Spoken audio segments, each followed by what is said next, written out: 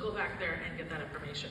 The next thing we have is our will workshop, visiting our own law firm, Parker Stanbery. He's going to be doing a will workshop for you, and it's so nice to promote to that. I already put it out to my BNI and all my groups. Anyone that is a member needs to go. People that aren't a member need to go. The importance of estate planning. August is the Make a Will month, and so that's how you can use what you can use even as an exposure. So then it's not weird. You just care about people that you know about, and you want them to join the will workshop. Saturday, August 31st at 12 p.m. on our one and only website, SoCalLegalShield.com. Is this something we can invite our members to? Absolutely. How many of your members don't have a will yet? It just kills me. Kind Gary's mom didn't have a will. Like, that's crazy.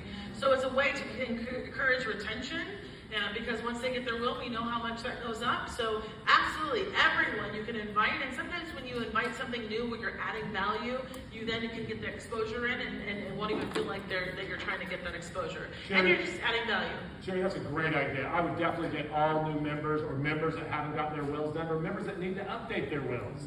Everyone falls in one of those categories. Yeah, I made sure he updated his once we got married. So, so absolutely everybody should update their wills.